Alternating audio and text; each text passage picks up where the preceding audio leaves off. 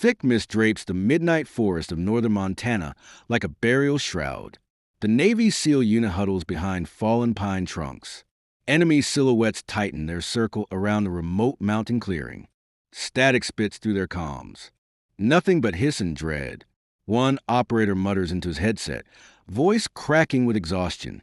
Silence follows like a death sentence. "We're abandoned," he whispers. The air grows heavier with each passing second. Death feels certain as their ammunition dwindles. Hearts thump like war drums echoing through the Colorado wilderness. Hope drains away with every labored heartbeat, until a sharp female voice slices through the static like a blade through silk. "I see them." Then comes a crack of precise rifle fire, cutting through the darkness with deadly accuracy. Ever thought every chance had ended until an unseen voice ripped through the darkness to save everything you held dear? She sits tucked away in the corner of the mess hall at Fort Henderson. 28 years old, raven black hair bound tight in military regulation. Her slim frame nearly vanishes among the bulkier soldiers surrounding her. Her eyes are razor sharp, skin weathered by countless hours in harsh conditions, even as cruel laughter echoes around her like vultures circling prey. Look at Shadow Viper. A stocky staff sergeant named Morrison jeers to his buddies, pointing at her slight figure. Rifles probably larger than her entire body. How could someone like that fight in a real war? They howl with amusement, their voices carrying across the Nevada training facility. She doesn't even twitch. Doesn't glance up from her meticulously organized notebook filled with wind data, bullet drop calculations, atmospheric pressure notes, numbers that decide life or death. If anyone bothered to care about precision over prejudice. During live-fire drills at the Arizona range, seasoned veterans miss long-range targets repeatedly. Jessica raised her hand, suggesting a staggered attack pattern to spread risk and cut exposure. The idea hung in the air for a moment, then was brushed aside without acknowledgement. One pilot smirked, scribbling notes he'd never read.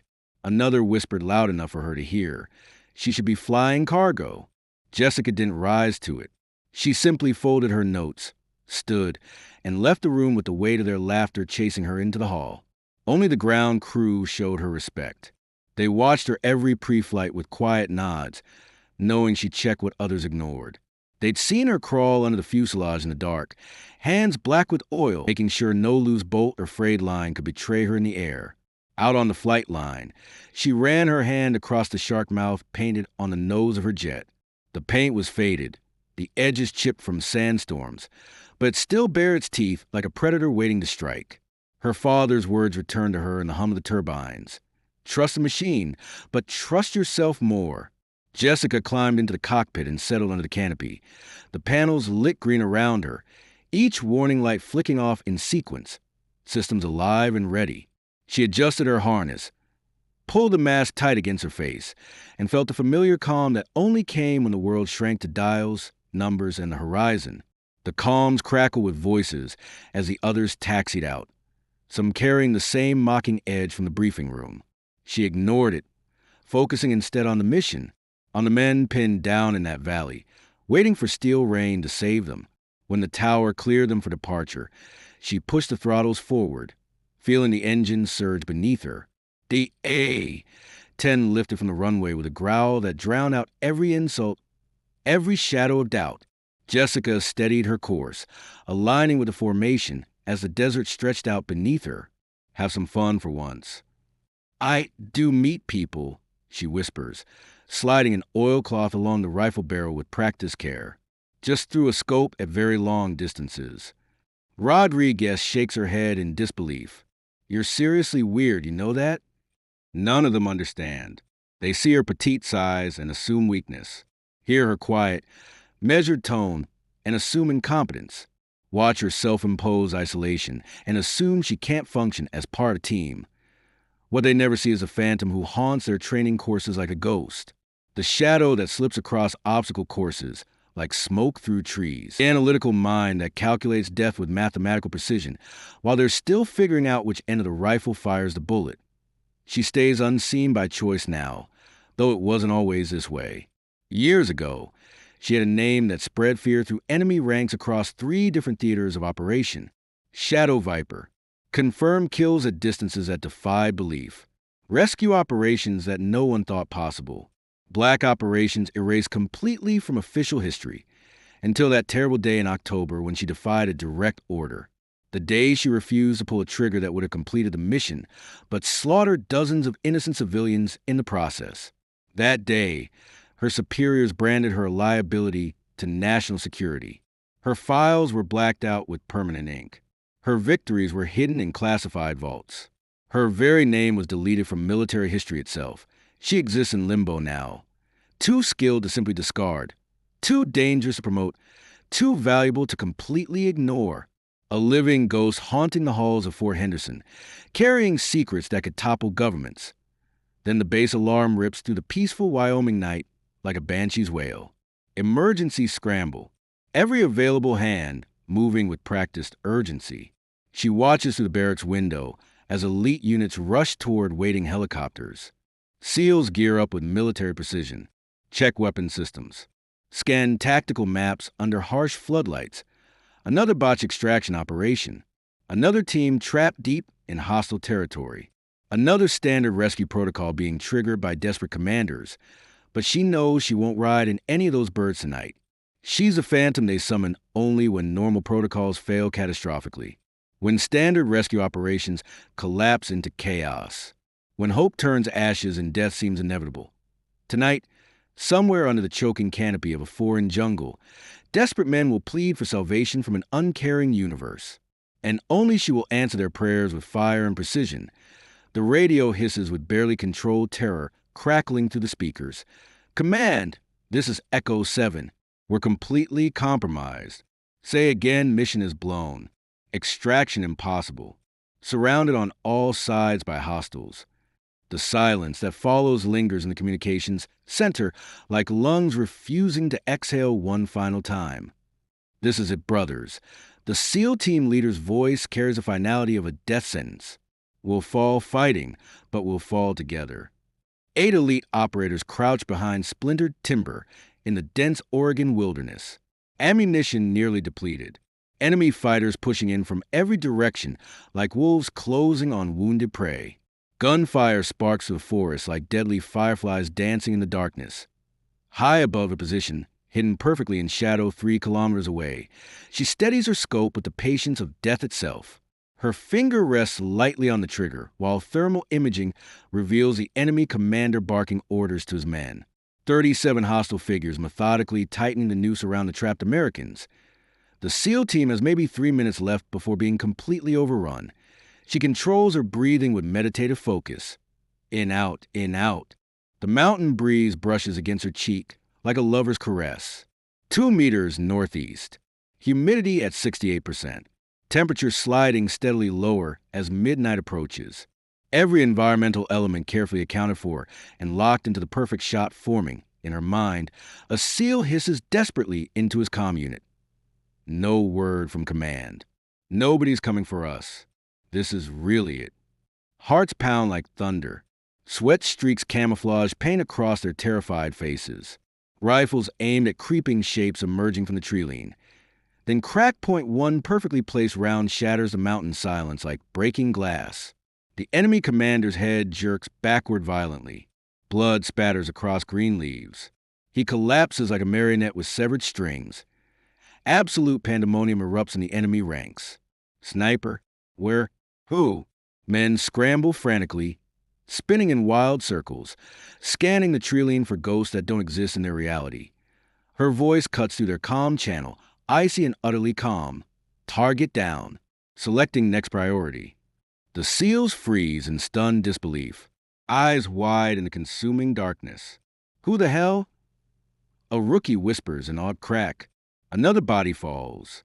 The flanking lieutenant folds mid-signal, his radio clattering uselessly to the forest floor.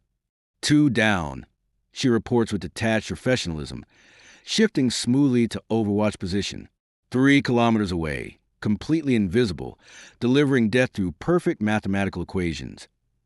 Each shot is crafted not just to kill efficiently, but to terrorize every survivor psychologically. Fear sweeps through enemy ranks like wildfire consuming dry timber. No longer hunters. They become prey, stalked by something unseen and seemingly unstoppable. There, one panicked fighter yells, pointing desperately at empty shadows. Muzzle flash in the trees. Gunfire floods harmlessly into vacant forest as she calmly lines up her next shot with mechanical precision. Crack. She steadied her breathing, whispering the words her father had taught her. Trust the machine. Trust yourself more. The mantra cut through the panic, grounding her in the rhythm of controls and sky. Then her radar blinked, weak, flickering. But there, a damaged contact limped across her scope. Fighting to stay aloft, she angled toward it, heart climbing into her throat. Out of the haze appeared a broken A-10, canopy shattered, smoke trailing in a long black line. Inside, she caught the faint movement of a pilot barely upright. His voice cracked through the emergency channel, raw and desperate. "Jessica, help me land." Jessica slid her jet alongside the crippled Warthog, the desert sky trembling with heat and smoke. Another battered shape appeared on radar. Phoenix 3, wings punctured and controls sluggish. 2 wounded comrades, both looking to her for a way home. "Form on me," she ordered, her voice steady despite the alarm shrieking in her cockpit. "We'll make it back together." The reply came weak, broken by static, but it was enough. Every mile back to Edwards felt like a gauntlet. Fuel gauges dipped toward empty. Warning lights bled red across her panel, and black smoke trailed from one's dying engine. Jessica adjusted her speed, letting them lean on her lead like blind men holding a lantern. At last, the runway cut a thin black line across the sand. Jessica laid out the order without hesitation. 1, you land first. 3, you're next. I'll take it last. There was no room for debate, only trust. Phoenix 1 staggered onto final, his gear groaning down. He touched hard, a tire bursting in a spray of sparks, but somehow held the line until his hog skidded to a smoking stop. Rescue crews swarmed as he sagged in the cockpit. 3 came in next, fighting spongy controls all the way down. The landing was rough, one brake failing with a scream, but he kept the jet steady enough to slide safely off the active. When his aircraft lurched to a halt, Jessica finally exhaled. Now it was her turn. Her A-10 was scarred and nearly dry of fuel, the panel still screaming. She steadied her hands, rode the glide path, and let the wheels slam down in one final defiant roar of engines. The Warthog rolled true, heavy but unbroken. When she climbed out, boots hitting the scorched tarmac, the ramp had gone silent. Pilots, crew, and commanders watched, not one daring to speak the name they once mocked. Jessica's flight suit was torn, her jet riddled with holes. But she stood tall. The logbook entry that night was short, written in mechanics' block letters. 3 aircraft returned, all souls safe, led home by Iron Angel. It said nothing of doubt, nothing of laughter, only the truth carved in fire. Jessica Carter had flown through the storm and carried her squadron out of it. The Warthog Girl was gone. In her place, a legend was born, the Iron Angel. Back at Fort Henderson, the squad sits in debrief, still visibly shaken by their impossible rescue. Coffee grows cold and untouched, eyes glued to after-action reports that defy every law of physics and military doctrine. 7 confirmed kills at extreme long range. The intelligence officer reads aloud, his voice carrying disbelief. No visual contact with shooter. No radio identification. No record of any friendly presence in that theater of operations. Veteran Sergeant Harlan shifts uncomfortably in his chair, decades of memories weighing heavy on his worn face like stones in his chest. Sergeant Harlan, the officer presses, leaning forward intently. Your report states that you recognize a specific firing pattern. Please explain what you mean by that. Harlan scans the young faces around the conference table, uncertain what his security clearance actually allows him to reveal. Some truths stay buried in classified vaults for very good reasons. 5 years back, he begins slowly, choosing each word carefully. I was part of a joint operation in the mountains of Afghanistan. The rescue mission collapsed completely. My entire squad was trapped by insurgents in a concrete maze near Kandahar. No air support available, no exit strategy, no hope whatsoever. He hesitates, his voice growing thick with painful memory. Then precision fire erupted from a tower position 2 miles away. Shots threading through narrow windows, bending around stone corners, adjusting perfectly for crosswinds across multiple rooftops. 17 hostile fighters eliminated in under 6 minutes. Accuracy that spared 23 American lives. The rookie operators leaned forward, completely hooked by his account. When we finally cleared that sniper tower, we found only empty brass casings. No shooter, no identification, no equipment left behind. Just a legend whispered in the darkest corners of special operations. Shadow Viper. That's her? The team leader asks, his voice barely above a whisper. The woman who saved us tonight? Harlan nods grimly. Same exact pattern. Same impossible accuracy. Same vanishing act afterward. His breathing becomes unsteady. But officially, Shadow Viper never existed in any military records. The intelligence officer's face hardens with bureaucratic authority. Sergeant, that information is highly classified above your clearance level. Classified what? Harlan cuts him off sharply. A genuine hero erased from every official record? A soldier who saved more American lives than any of us combined, but got buried in red tape for refusing one morally corrupt order. The air crackles with dangerous tension. The officer quickly checks security clearances, then activates an electronic signal jammer. What I'm about to tell you never leaves his room under any circumstances. He warns the tablet glows with a heavily redacted file, most text blacked out with permanent ink. Real name, classified and sealed. Age 28. Service record exemplary until October 2019. Confirmed kills, hidden from records, estimated conservatively over 200. Longest documented shot, 2.8 kilometers under brutal combat conditions. Images flicker across the screen. A younger version of their mysterious savior, receiving medals from generals, gripping hands with high-ranking officials, standing proud among the most elite units in the military.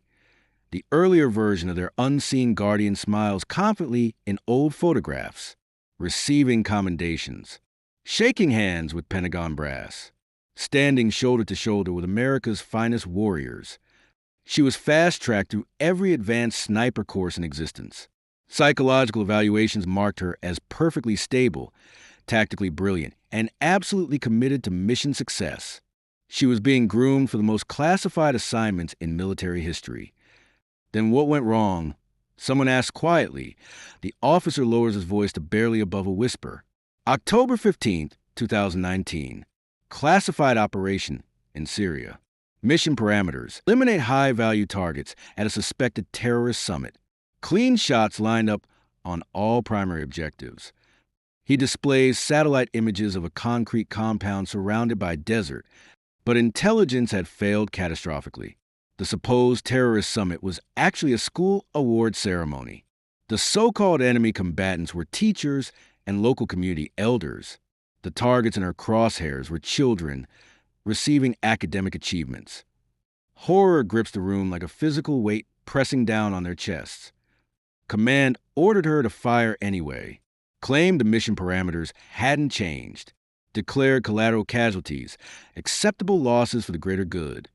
Sergeant Harlan squeezes his eyes shut, finally understanding why the legend vanished completely. She refused. The officer continues. Wouldn't execute innocent civilians to cover up faulty intelligence. When faced with court-martial proceedings, she declared she'd rather rot in military prison than become a child killer. Jesus Christ, someone mutters in the suffocating silence.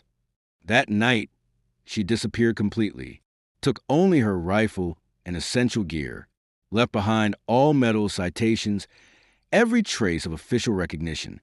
Command listed her as AWOL, then buried her entire existence in classified archives. The team exchanges meaningful looks, the horrible truth finally clicking into place. She became a ghost, Harlan whispers with dawning understanding. Not dead, erased from history. 4 or 5 years, she's existed in complete limbo.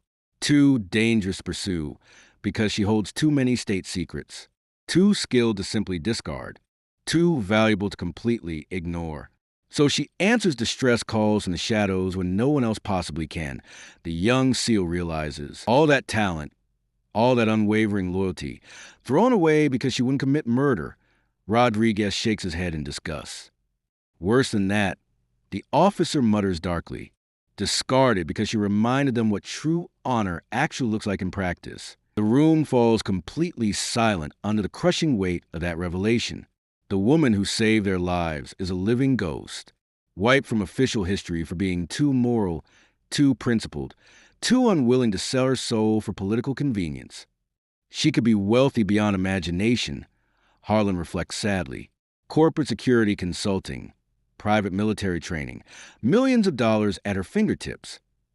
But she isn't, the team leader realizes with growing respect. She hides in shadow, guarding lives that will never know her name or sacrifice. The officer snaps the classified file shut with finality.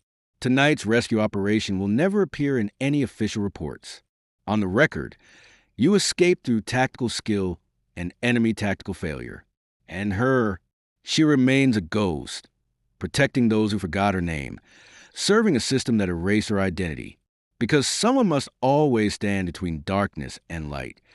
As they leave the debriefing room, each SEAL carries a profound new truth. They were saved not just by precision marksmanship, but by a conscience that chose permanent exile over moral compromise. Somewhere in the darkness, she's likely cleaning her rifle again, preparing for the next impossible mission. A guardian angel with a sniper scope, a patriot without a flag, a hero whose greatest triumph was a shot she refused to take. Shadow Viper hides in eternal darkness, but her conscience burns bright as a beacon. Tonight, 8 Americans walk free, because sometimes vanishing from history is the price of staying true to who you really are. The mess hall at Fort Henderson shifts now. Conversations hush respectfully when she enters, not with cruel mockery, but with genuine reverence. The same burly sergeant who once mocked her slight frame now drops his gaze, nervously poking at the scrambled eggs as she passes by. She moves as always, quiet, deliberate, practically invisible. Yet the silence trailing her now carries a completely different weight. Once it signaled dismissal and ridicule. Now it carries profound respect. A recognition that something far greater rests inside this petite woman calmly, holding a coffee cup. The young recruit, fresh from basic training in Georgia, nervously approaches her table. "Ma'am," his voice trembles with emotion. "I just wanted to thank you personally." She glances up from her tactical manual, eyebrows lifting in mild confusion. "For what, soldier? My brother was with Echo 7. His hands shake as he speaks. "He's alive because someone was watching over them from the shadows." She drops her eyes back to the page without saying a word, but he swears he catches the faintest nod of acknowledgement. Maybe imagined, but enough to matter till he leaves, and the atmosphere in the entire room feels fundamentally altered to be why nightfall, a small makeshift shrine appears on the main bulletin board. Not official, not ordered by command. Just a simple sketch of a rifle with angel wings tucked between duty rosters and equipment lists. No signature, no caption needed. The base commander notices during his evening rounds, studies it silently for long moments, then walks on without removing IT-eye in the armory. Her nightly ritual with a rifle draws quiet observers now. The methodical way each component is stripped, inspected, polished, and reassembled with near-sacred care no longer looks obsessive, but masterful. How does she land impossible shots like that? A trainee whispers to his instructor. "Practice," his mentor replies thoughtfully. "And something no classroom can possibly teach." "What's that?" "So." The word passes through Fort Henderson like contraband whiskey. Not her real name, still sealed and forgotten in classified files. But whispers of the mysterious guardian drift around evening campfires. Letters sent home to families never mention her name, but carry hints of lives spared and prayers answered by unseen angels. Her bunk, once completely ignored, has become a silent zone of absolute respect. No one trespasses. No one touches her equipment. The space itself feels sacred, as though proximity might grant some fragment of her extraordinary gift on the firing range. Her presence shifts the very air. Instructors grow more careful with their words. Students push themselves harder. The ground itself feels charged with awareness that true greatness walks among them, even if regulations prohibit acknowledgement. She never tells her story, never admits or denies the rumors, never asks for gratitude or recognition. Yet sometimes, alone in the darkness, she allows the tiniest smile when she overhears quiet talk of someone unseen who watches over their own. The base chaplain finds her one Sunday after services she deliberately skipped.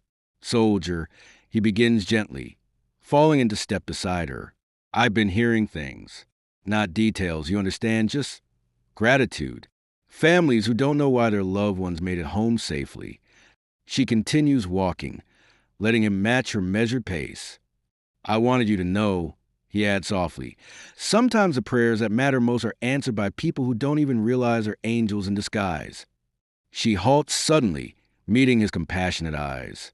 Her gaze, sharp enough to calculate death at impossible distances, softens almost imperceptibly. "Angels don't carry rifles, chaplain." "Don't they?" he says gently. "Maybe we've had angels completely wrong all along." That night, she finds a small wooden cross placed carefully on her pillow. No note, no identification, just a token proving that somewhere, someone prays specifically for the guardian they cannot name.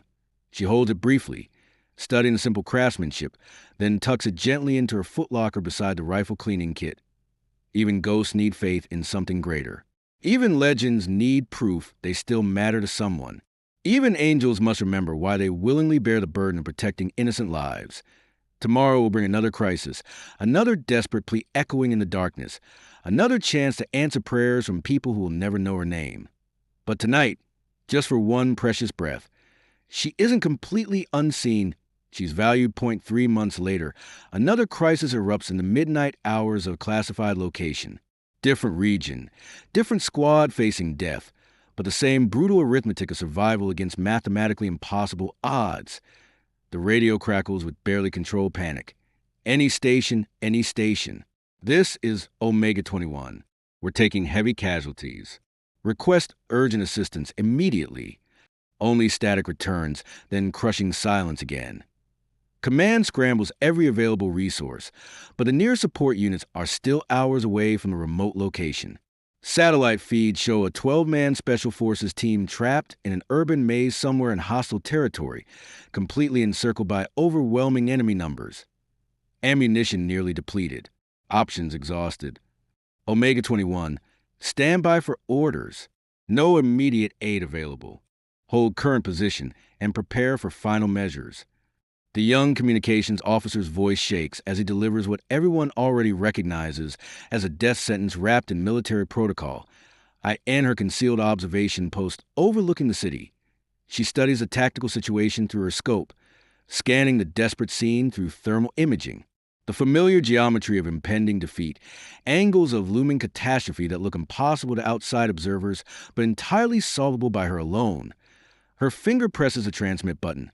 "Omega 21, this is Overwatch. I have visual contact with your position." The pinned soldiers freeze in place. Even through the deafening roar of gunfire, that cold, calm female voice cuts through their panic, like a lifeline thrown to drowning men. "Overwatch, no friendly units are registered in our operational zone. Please identify yourself immediately." Silence lingers for several heartbeats as she runs complex calculations. Wind velocity, atmospheric pressure, distance, priority target selection. "I have them in sight, weapons hot and ready." The first round impacts before she finishes speaking. An enemy sniper position in a third-floor window collapses as though gravity suddenly remembered its existence. The machine gun nest falls silent instantly. "What the hell?" a stunned operator mutters into his comm unit. 7 hostiles advancing from north side. She continues with surgical precision. "Eliminating threats now." Crack, crack, crack. 3 distant shots delivered with metronomic rhythm. 3 immediate threats permanently erased from the battlefield. The young team leader, barely 23 years old on his first overseas deployment, presses his radio mic with trembling hands. "Overwatch, who are you? We need identification for our after-action reports." The veteran sergeant beside him quickly snatches a radio, recognition dawning in his battle-weary eyes. "Son," he murmurs quietly, "some questions are better left unspoken. Just say thank you and let the angel do her work." For 15 relentless minutes, she systematically dismantles the enemy force with mathematical perfection. Each shot designed not merely to eliminate threats, but to shatter enemy morale completely, psychologically unraveling the attackers while expertly guiding the trapped Americans toward survival. Hostile commander neutralized. Eastern route now clear. Move immediately. RPG team destroyed. Windows 2 and 3 are safe for movement. Sniper threat eliminated. You're under continuous Overwatch protection for extraction. When the gun smoke finally clears, 18 enemy fighters lie motionless in the streets. 12 Americans walk away completely unharmed. 0 friendly casualties. Overwatch. The team leader calls as evacuation helicopters thunder in from the horizon. We need to thank you in person. Give us your pickup coordinates. Static hums through the channel. Overwatch. Do you copy our transmission? More empty static. She's already gone, slipping back into shadow like smoke dissolving in mountain air. But her legend continues growing exponentially. Across special operations circles worldwide, whispers spread through hidden communication channels. Stories of a guardian angel who materializes when hope dies completely. A ghost sniper whose impossible shot arrive at the exact moment desperate prayers run D are wide Enos ceremonies, no medals, no newspaper headlines. Only quiet conversations among warriors who recognize that salvation sometimes comes from shadows the official system insists don't exist. Young troops ask grizzled veterans about the mysterious Overwatch, the mythical figure who surfaces when death closes in from all sides. Is she real? They ask with wide eyes.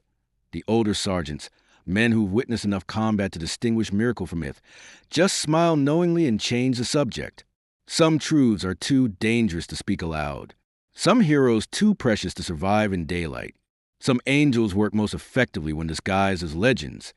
She maintains her vigil in the darkness, answering pleas no one else can address, guarding people who will never learn her name or understand her sacrifice. Yet in military barracks worldwide, soldiers sleep more peacefully knowing that somewhere out there, an unseen protector watches over those who watch over others. They don't know her face. They don't know her tragic story. They don't know the devastating cost of the conscience that steadies her trigger finger through impossible shots. They only know that when death feels absolutely certain and hope has completely vanished, sometimes a cold female voice cuts across the static with words that change everything. I see them. Weapons ready. Shadow Viper is no longer just a soldier. She's living proof that angels are real in the modern world. They just wield precision rifles instead of golden harps and, spotlight needed. No applause required. Only the sound of a perfectly placed shot at exactly the right moment, and another team walking home alive to their families. The invisible guardian maintains her eternal vigil, shielding those who shield others, serving a system that buried her because she chose moral principle over political convenience. Sometimes the greatest heroes are the ones history deliberately forgets, but whose choices echo in every life spared, every family kept whole, every prayer answered by fire in the darkness. Comment guardian angel, if you believe one bullet at the right moment can change everything. Subscribe if you believe silent heroes still walk among us, protecting others even when their names are never known or honored.